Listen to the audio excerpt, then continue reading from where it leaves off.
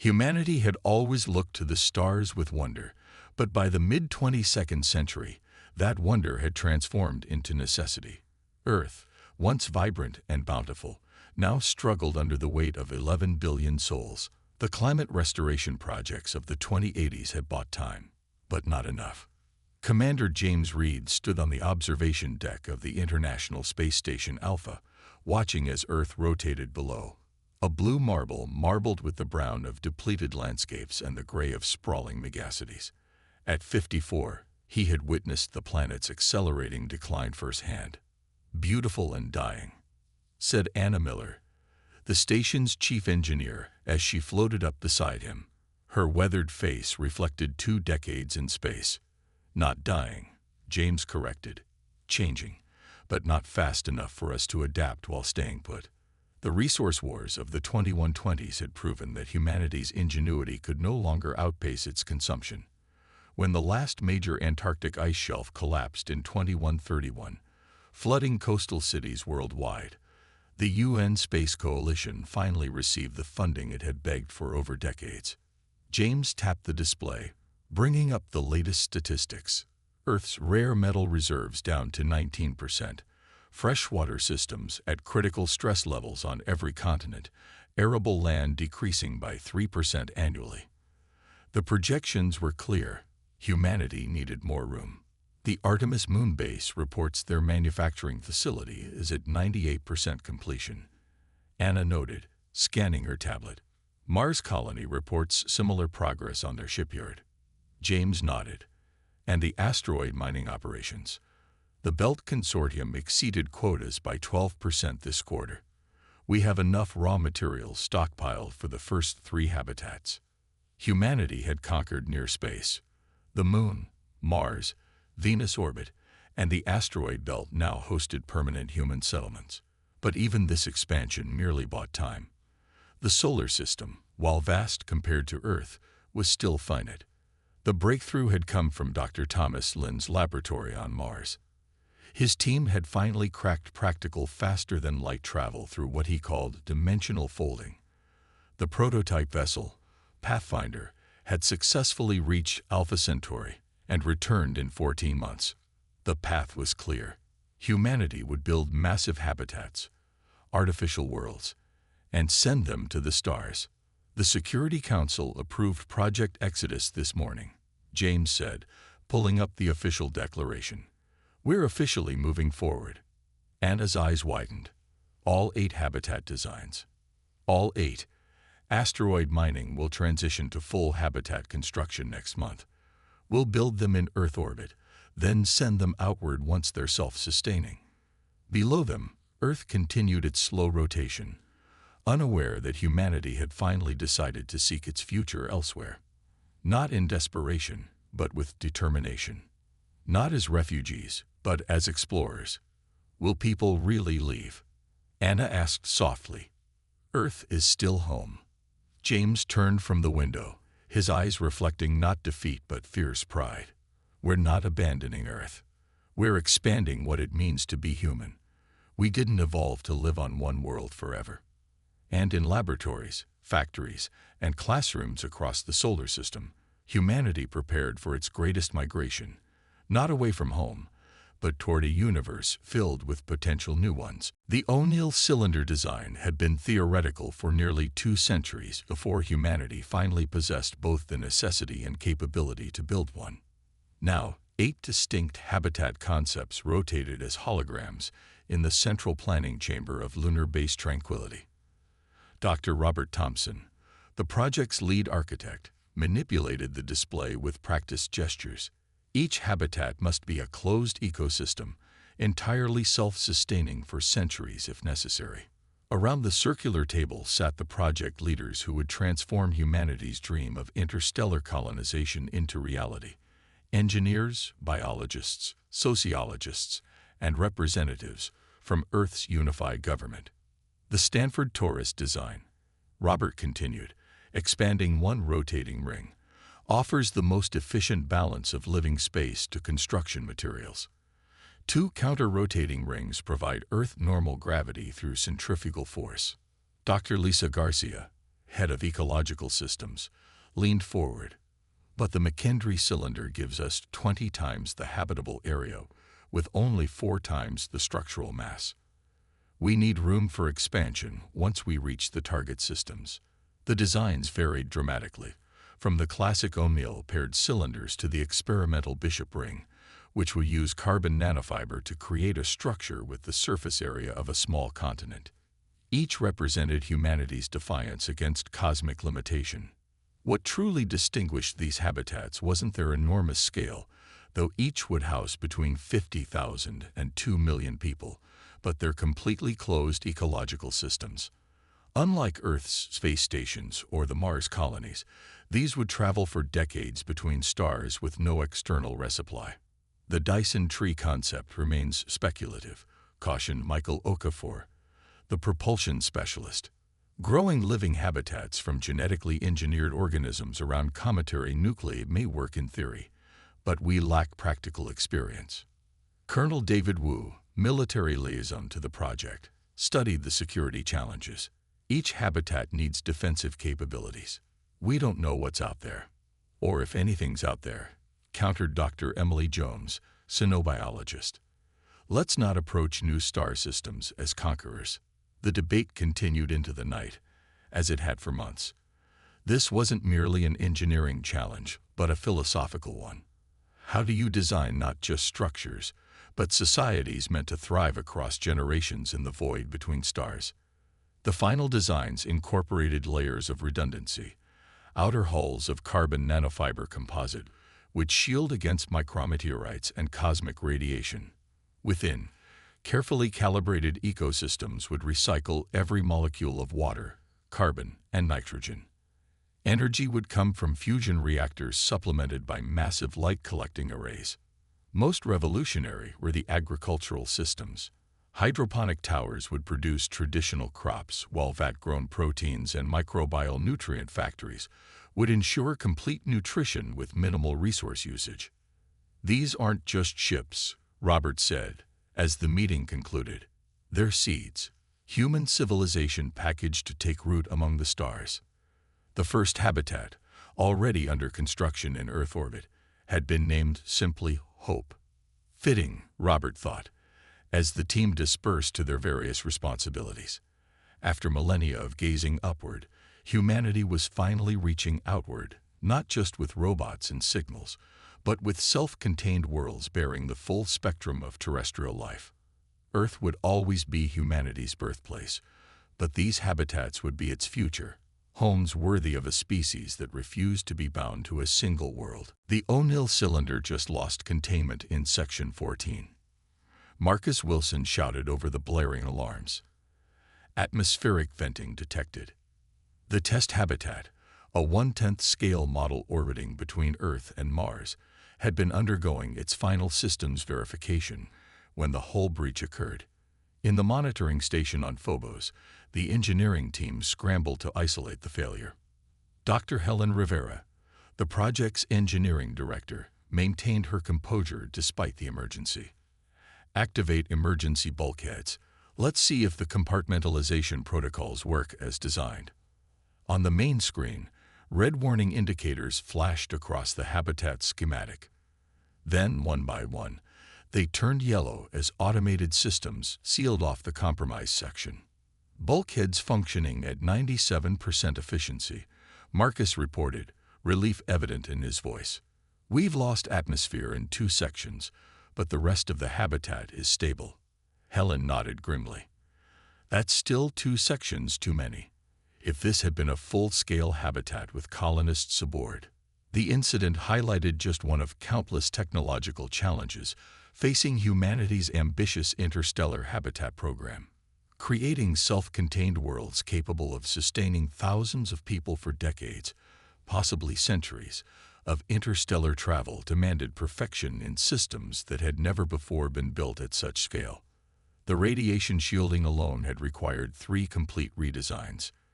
Traditional materials were too heavy for structures of this size, and early magnetic shield prototypes had failed catastrophically during solar flare simulations. The breakthrough had come from an unlikely source, a modified version of Earth's magnetosphere, artificially generated to deflect the deadly cosmic radiation that would otherwise render interstellar space lethal. Material fatigue in the carbon nanofiber weave, reported technician John Baker, examining the breach data. The micrometeorite impact shouldn't have penetrated our layers. The vacuum exposure testing showed no issues, Helen said, frowning. In the lab, yes.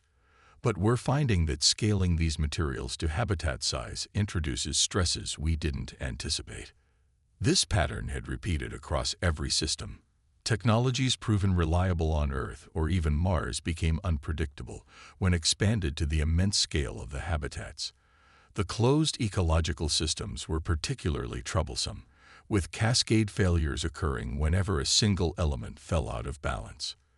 In the early prototype habitats, entire engineered biospheres had collapsed within months. Plants would thrive initially, then suddenly die off as trace element imbalances accumulated. Microbiomes crucial for soil health would boom and crash. Water recycling systems would gradually accumulate toxins that escaped filtering. Report from the Ganymede Biological Test Facility, said Lisa Chen, the ecology specialist, entering the monitoring room with her own crisis. The pollinator population crashed again. Without intervention, the fruit crops would have failed within 2 cycles. The engineering challenges were daunting, but the biological ones were even more complex. Creating truly closed ecological systems that could maintain stability across generations had proven nearly impossible. We need more redundancy, Helen decided, studying both the hull breach data and the biological reports. Triple systems for critical functions, not just double. The mass penalties would be significant, Marcus warned. Better heavy than dead, Helen replied. We're not sending people to the stars in coffins. The propulsion systems presented their own unique challenges. The dimensional folding technology that had carried Pathfinder to Alpha Centauri worked for small vessels, but scaling it to habitat size required energy levels that threatened to tear apart the very fabric of space-time. Alternative propulsion methods, from massive solar sails to fusion pulse drives, each introduced their own complications. The breakthrough finally came by combining approaches, a hybrid system using antimatter catalysts to enhance fusion efficiency, coupled with gravity manipulation technology derived from dimensional folding research. As the engineering team worked to repair and redesign the test habitat's hull, Helen stepped away to the viewport overlooking Mars. The red planet, now home to over 30,000 colonists, had taught humanity harsh lessons about living off Earth. The difference, she murmured to herself, is that Mars could afford to fail. The habitats cannot. The technological hurdles were immense, but with each failure came new understanding. Humanity had never before attempted to build artificial worlds, yet failure was not an option. The future of the species depended on their success. "You're talking about selecting who lives and who stays behind to die with Earth," said Professor Alan Jackson, his voice rising above the murmurs in the Global Ethics Council chamber. "Let's not pretend this is anything else." The council, comprising philosophers, religious leaders, scientists, and legal experts from every continent, had been debating the selection criteria for the interstellar habitats for 9 straight days. The discussion had grown increasingly heated. "That's a mischaracterization," countered Dr. Maria Torres, representing the World Science Foundation. "Earth isn't dying tomorrow. The habitats are our insurance policy, not an evacuation." "An insurance policy only the privileged can afford," Alan shot back. 8 habitats, each housing at most 2 million people. That's 16 million out of 11 billion. You're choosing 1 in 700 humans to continue our species. The ethical dilemmas of interstellar colonization had multiplied as the project progressed from theory to reality. Who would go? Who would stay? What form of governance would the habitats adopt? What cultures, languages, and beliefs would they preserve? Selection must balance genetic diversity, critical skills, and cultural representation, said Jamal Williams, the Habitat Sociology Director. Every habitat needs doctors, engineers, farmers, teachers, but also artists, musicians, and storytellers. Rabbi Esther Goldstein, who had remained quiet through much of the debate, finally spoke. When Noah built his ark, tradition says he was instructed to save all forms of life, not just the useful ones. Are we wiser than that ancient wisdom? These habitats must carry the full spectrum of humanity. The selection process had evolved through multiple iterations. Early proposals for purely merit-based selection had given way to complex algorithms balancing expertise, genetic diversity, and cultural representation. Yet no solution satisfied everyone. Some nations demanded proportional representation by current population. Others argued for prioritizing indigenous cultures at risk of extinction. Scientific organizations pushed for maximizing technical expertise, while religious groups emphasized preserving spiritual traditions. What about the children? Asked teacher Mark Johnson. What percentage of each habitat's population should be children versus adults with immediate useful skills? The question sparked another heated debate. Children represented humanity's future, but required resources and care without contributing immediately to survival. Yet a habitat without children would be a scientific mission, not a true extension of human civilization. Beyond selection criteria loomed governance questions. Would the habitats function as independent nations, as colonies of Earth governments? What laws would they follow? How would resources be allocated among citizens? History shows isolated communities often drift toward authoritarianism, warned political scientist Linda Morrison. Without careful constitutional frameworks, these habitats could become dictatorships within a generation. The Council had drafted the Covenant of the Stars, a constitutional framework inspired by Earth's most successful democratic systems, but adapted for the unique challenges of habitat life. Every resource in a closed system had to be carefully managed, necessitating more collective decision-making than Earth's free market economies typically allowed.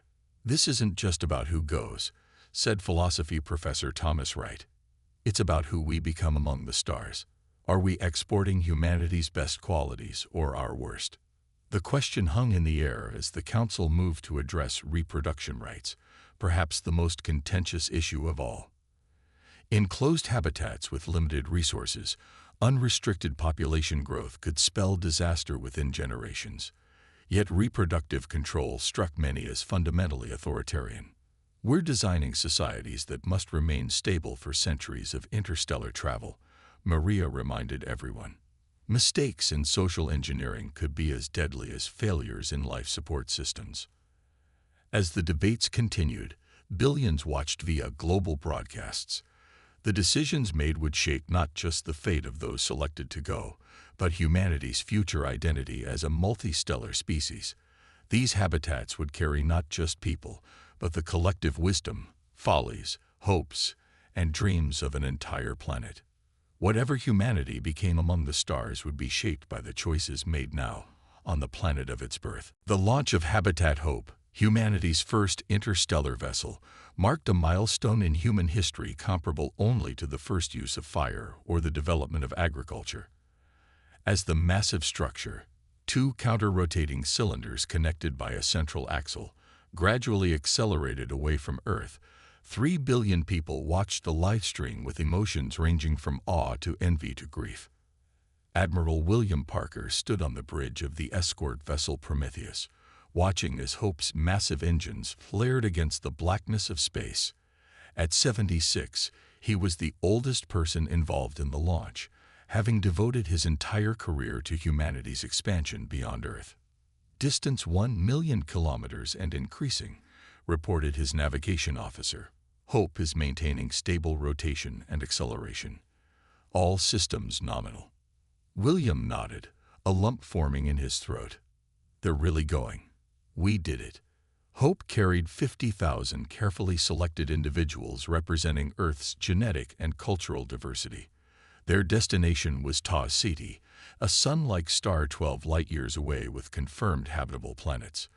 The journey would take 27 years at their current velocity, though the colonists would experience only 22 years due to relativistic effects. We've just received the first interior transmission, said Communications Officer Jessica Taylor, putting it on screen. The monitor filled with images from within Hope. Children playing in parks under artificial sunlight, scientists working in state-of-the-art laboratories, farmers tending crops in vertical hydroponic towers. Though only a few weeks into their journey, the habitat was already a vibrant, functioning world. The second habitat, Odyssey, reports final preparations complete, Jessica added. Launch scheduled for next month. 7 more habitats would follow over the next decade, each bound for different promising star systems. Together, they represented humanity's hedge against extinction, 8 seeds of Earth civilization scattered to the cosmic winds. Yet these missions were more than just survival insurance. They represented humanity's first steps into a boundless future. Dr. Frank Miller, the project's chief futurist, had joined William on the observation deck. "I've been running societal projections for post-Earth humanity," he said, passing over a tablet. "The implications are fascinating." William scrolled through the analysis. The habitats would inevitably develop their own distinct cultures, technologies, and potentially even biological adaptations over generations. With limited communication possible between star systems, humanity would diversify as never before. "We're witnessing the beginning of human speciation," Frank explained. "In 1,000 years, humanity won't be a single entity, but a diverse family of related species and civilizations." The prospect was simultaneously thrilling and unsettling. Earth had always been humanity's anchor, the shared home that defined the species. Now that anchor was being lifted, allowing human potential to expand in countless unpredictable directions. "What about Earth itself?" William asked, turning his gaze back toward the pale blue dot now barely visible in the distance. "The Resource Management Commission predicts Earth can sustain its current population for at least another century," Frank replied. "With the pressure of expansion relieved, there's hope for ecological recovery. And the technologies developed for the habitats are already being implemented to address climate and resource challenges." Earth would remain humanity's birthplace, a living museum of where the species began. But increasingly, humanity's future would unfold among the stars. As Hope accelerated toward its distant destination, its engines flaring one final time before settling into cruise mode, William thought of something his grandfather had told him as a child while stargazing. "We're made of stardust, looking back at the stars." Now humanity was returning to its cosmic origins, not as mere observers, but as creators of worlds. "We've received a message from Hope's Council," Jessica reported. "They're naming their first child born in interstellar space tomorrow. They've chosen the name Aurora Dawn." William smiled. An appropriate name for a child who would never know Earth, but would instead become part of humanity's new beginning. As Earth receded behind them, countless new possibilities stretched ahead. Humanity was finally growing up, leaving its planetary cradle and stepping into its cosmic inheritance, not as conquerors, but as children of the universe coming home to the stars that had created them. The message arrived 34 years after Hope's departure, relayed through the quantum communication network that tenuously linked Earth to its far-flung children. Captain Rebecca Moore stood frozen in Hope's communication center, reading the transmission for the 3rd time to ensure she hadn't misunderstood. "It's confirmed, then?"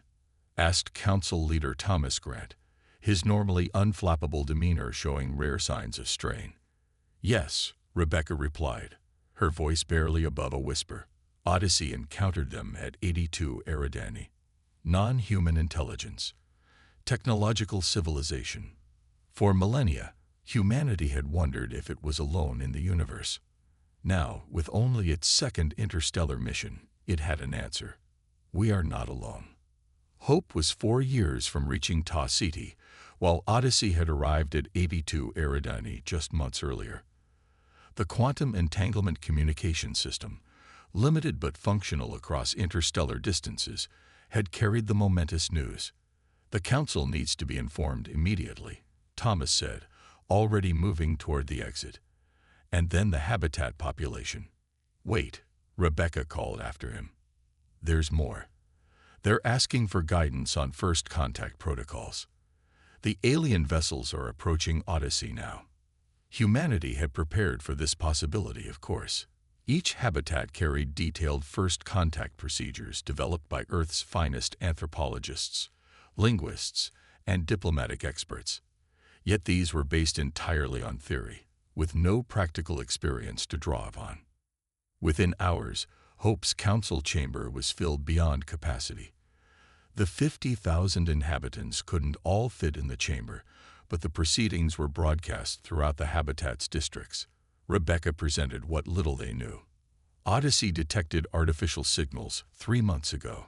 After confirming their non-human origin, they sent the standard greeting package developed on Earth.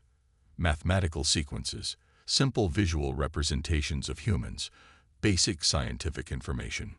She pulled up the images Odyssey had sent of the alien vessels, sleek constructions that seemed to shimmer between states of matter, defying easy visual classification. They responded with their own transmission. The xenolinguistic team believes they've established basic communication parameters. They appear to call themselves something like the Connected or the Flowing Ones. Translation remains imprecise. The implications extended far beyond the immediate situation. Humanity was not a lone intelligence in a vast, empty cosmos, but one of at least 2 technological civilizations in just a tiny corner of the galaxy. The statistical implications were staggering. The universe likely teemed with intelligence. What do they want? Asked Dr. Martin Lawrence, Hope's chief scientist. That's unclear, Rebecca admitted. But their approach seems cautious, not hostile. They've maintained distance from Odyssey while communication continues. In the weeks that followed, more information trickled through the quantum link. The aliens, tentatively named the Nexus by Earth authorities, appeared to be a collective intelligence composed of semi-autonomous units. Their technology manipulated spatial dimensions in ways human science barely comprehended. Hope's leadership faced a dilemma. Should they alter course to join Odyssey, continue to their original destination? The quantum link couldn't transmit enough data for real-time decision-making, meaning Odyssey was essentially on its own, with guidance delayed by months. We're witnessing the most significant moment in human history, proclaimed Education Director Michael Kumar during a heated council session. Everything changes now. We're not alone, and we'll never again see the universe as we did before. Yet practical questions dominated discussions. Did these aliens represent opportunity or threat? Would they have compatible biology, technology, or values? Could meaningful cooperation exist between such different life forms? As Hope continued its journey toward Tau Ceti, its inhabitants lived with the knowledge that the cosmos they would inhabit was fundamentally different from what they had imagined when leaving Earth. Humanity was not the lone torchbearer of consciousness in an empty universe, but one light among many. In school chambers throughout the habitat, teachers revised curriculums overnight. In the agricultural sectors, biologists speculated about alien biochemistry. In engineering complexes, technical teams studied the fragmented descriptions of alien technology, seeking insights. It changes everything and nothing. Philosopher Anna Wilson remarked during a community forum, "We always sought evidence we weren't alone. Finding it transforms our cosmic understanding but doesn't change our immediate mission, to establish humanity among the stars." 6 months after the initial contact report, Odyssey sent word that formal diplomatic exchange had begun. The Nexus had shared information about nearby star systems and expressed curiosity about human culture and biology. No aggression had occurred. As Hope approached its destination, its people lived in a strange duality, preparing to build a new home for humanity while absorbing the reality that they would be sharing the galaxy with others.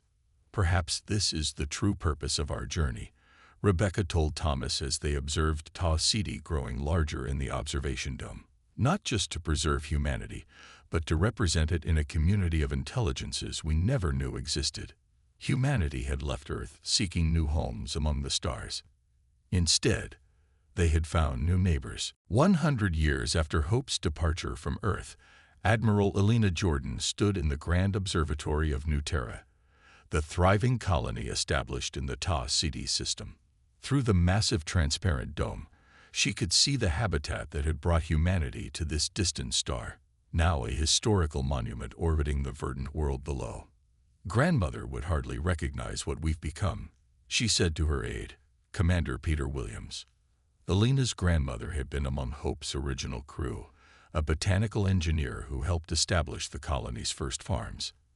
Now, New Terra hosted 3 million humans living in harmony with the planet's native microbial ecosystem. The colony maintained its own fleet of vessels, including cultural exchange ships regularly traveling to 82 Eridani to maintain relations with the Nexus. "The centennial celebration begins in an hour, Admiral," Peter reminded her. "The Earth delegation has arrived." Earth. The word still carried emotional weight. Though Elena had never seen humanity's birthplace, regular communication had been maintained, but the vast distances made physical travel rare and reserved for special occasions. In the century since the Habitat program began, humanity had undergone profound transformation. 8 habitats had departed Earth, establishing colonies in 7 star systems. Each had developed its own cultural and technological trajectory while maintaining their essential humanity. The Nexus had introduced humanity to a loose coalition of 5 other intelligent species spread across 50 light-years, the Galactic Concordance. Humans were the newest members of this ancient association, bringing fresh perspectives to civilizations that had known each other for millennia. "We've received transmission from Odyssey Colony," Peter added. "Their Nexus representatives will join our celebration via holographic presence." Earth itself had changed dramatically as well. The pressure of population had eased as habitat construction continued in orbit, with new departures every decade. The technologies developed for self-sufficient habitats had revolutionized resource management on the home planet, allowing ecological systems to begin their slow recovery. As Elena descended to the surface for the centennial ceremonies, she reflected on humanity's improbable journey. In just a century, humans had transformed from a single-planet species on the brink of resource collapse to a multi-stellar civilization engaged with a community of alien intelligences. The ceremony took place in Founders Square, where the first habitat structures had been converted to a planet-side settlement. Representatives from Earth, all 7 human colonies, and 3 alien civilizations gathered to commemorate the moment when humanity had truly begun its cosmic journey. World President James Chen addressed the gathering from Earth via quantum link. 100 years ago, our ancestors took a leap of faith, believing humanity belonged among the stars. Today, we celebrate not just their courage, but the diversity of the human spirit that has flourished across 7 worlds. Elena, scheduled to speak after him, surveyed the gathered crowd.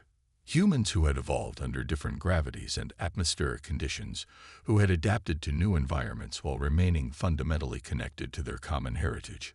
Some colonists had even begun incorporating biocompatible technologies developed through exchange with the Nexus, blurring the line between human and machine. "We stand at a crossroads of history," Elena began when her turn came. "Our ancestors left Earth seeking new homes. They found not just planets to settle, but a universe rich with intelligence and diversity beyond imagination." She gestured to the alien representatives, the shimmering collective form of the Nexus, the crystalline structure housing the consciousness of the Luminar, and the massive aquatic environment containing the oceanic mind's emissary. "Humanity has discovered that we are not the center of the universe, nor are we insignificant within it. We are one voice in a cosmic conversation that has continued for millennia before us, and will continue long after.